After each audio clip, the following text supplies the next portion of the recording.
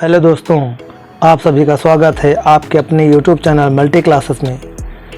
दोस्तों, मैं हूं मोहम्मद तमीम।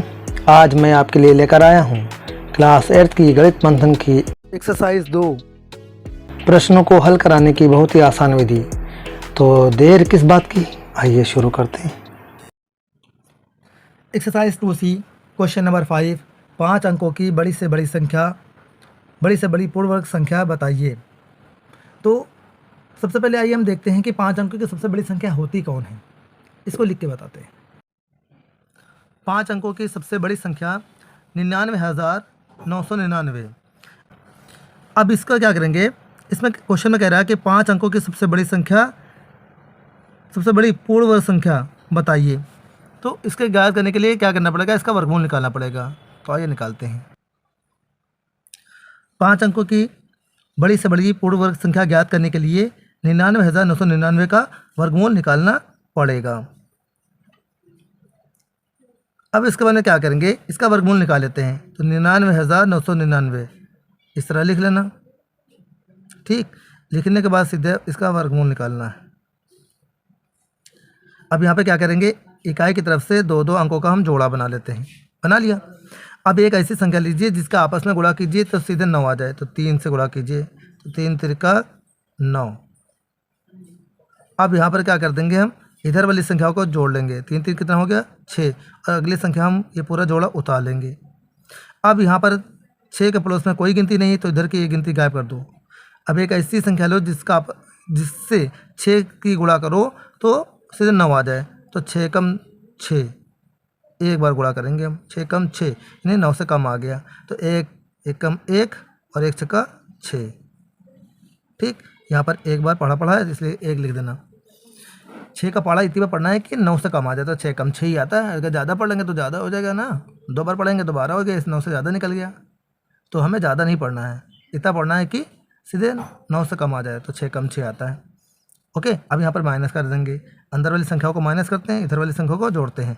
तो 9 में से 1 गया, कितना बचेगा आपका 8, और यहाँ पर कितना बचेगा आपका 3। अब यहाँ पर 1 कितना हो गया आपका 2, और ये 6।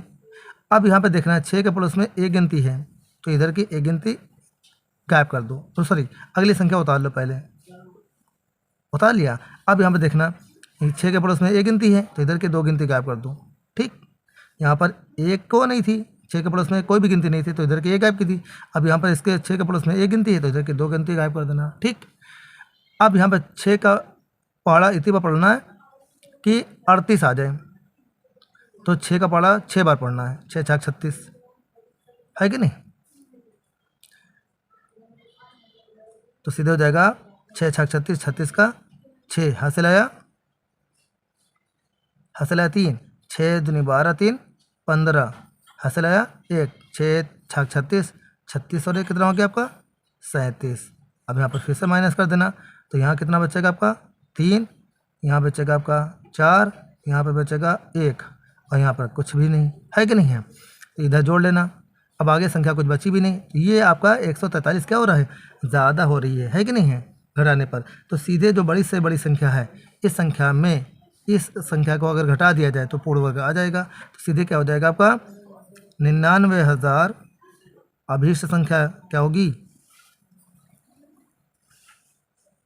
लिखना अभीष्ट संख्या 99,999 माइनस 143 माइनस कर देंगे तो इधर बचेगी आपकी 6, यहाँ बचेगी आपकी 5, यहाँ बचेगी 8, और यहाँ पर 99,000। यही वो संख्या होगी जो पूर्ण वर्ग हो जाएगी। तो नीचे लिख देना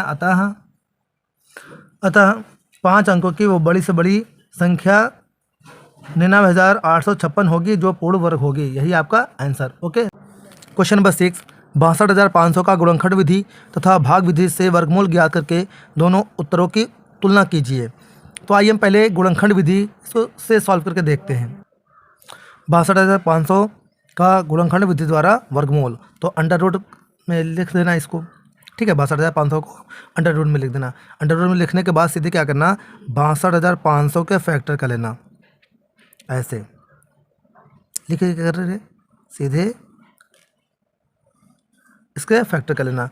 तो जब इकाई का अंक क्या हो, 0 हो, 0 2 4 6 8 हो तो वो संख्या 2 से ही करती है, तो 2 से काटिए।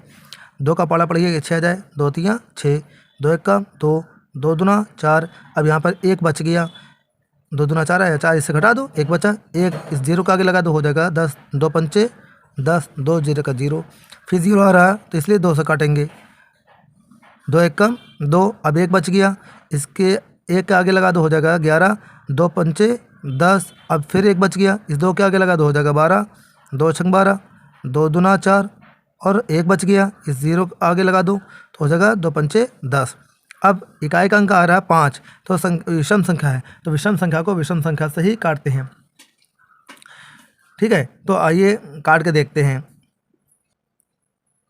तो ये संख्या 3 से काट के देखते हैं। विषम संख्या सबसे छोटी कौन सी होती है, 3, तो 3 से काट के देखते हैं करती है कि नहीं करती है। तो 5 2 7, 7 6 13, 13 6 19, मतलब नहीं कटेगी क्योंकि 19 3 के पाले में 19 नहीं आती है, तो सीधे 5 से काटना। जब इकाई का अंक 5 हो तो 5 से काट देना। ठीक, तो सीधे अब काटिए, 5 3 15, 5 कम 5, अब कितना बच गया है 1, इसके आगे लगा हो जाएगा 12, 5 दूनी 10, फिर 2 बच गया, 50 25, फिर 5 से काटिए, 5 छक्का 30, 1 बच गया, 5 दूनी 10, 12 था, 5 दूनी 10, अब 2 बच गया, इस 5 के आगे लगा तो हो जाएगा 25 50 25, फिर 5 से काटिए, 5 कम 5, 1 बच गया, इस 2 के आगे लगा तो हो जाएगा 12, 5 दूनी 10, अब 2 बच गया है कि नहीं, 12 में से 10 गया, 2 बचा, अब इस 2 को 5 के आगे लगा दो, हो जाएगा 25 50 25, फिर 5 से काटिए, 5 दूनी 10, अब 2 बच गया, 50 25, फिर 5 से काटिए, 5 50 25, फिर 5 से काटिए, 5 कम 5। अब इसके क्या करना, फैक्टर लिख लेना अंडर रूट में। यहाँ पे 62,500 लिखा था, अब इसका फैक्टर ये वाले लिख लीजिए, सीधे क्या आ जाएगा आपका 2 गुणे 2 गुणे, अब इस तरीके से 2 गुणे 2, 5 गुणे 5, 5 गुणे 5, 5 गुणे 5, 6 बार देखिए 5 है, तो इसका एक एक जोड़ा बाहर निकाल लीजिए इन सब का। तो 2 का एक जोड़ा बाहर आ गया, इस 5 का एक जोड़ा बाहर आ गया, इस 5 का एक जोड़ा बाहर आ गया, और इस 5 का बाहर 6 में से 3 5 बाहर आ गए। अब इनका आपस में गुणा कर लीजिए, 2 पंचे 10, 10 पंचे 50, 50 दहम 500,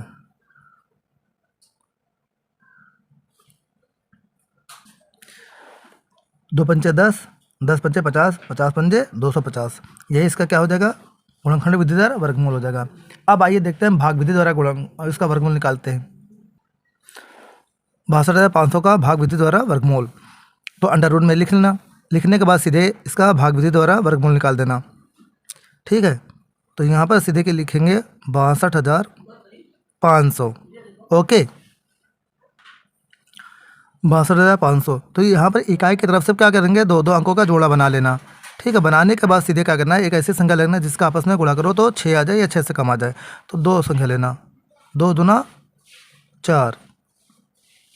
ठीक है, अब यहाँ पर स्थिति क्या करेंगे, अब यहाँ पर माइनस कर दो, अब यहाँ पर माइनस कर देना, यहाँ पे बचेगा आपका 2, इधर हो जाएगा आपका 4। अब यहाँ पर अगली संख्या का जोड़ा पूरा उतार लेना। ठीक, एक ऐसी संख्या देखो 4 के पड़ोस में कोई गिनती नहीं है, तो यहाँ पर एक गिनती गायब कर दो।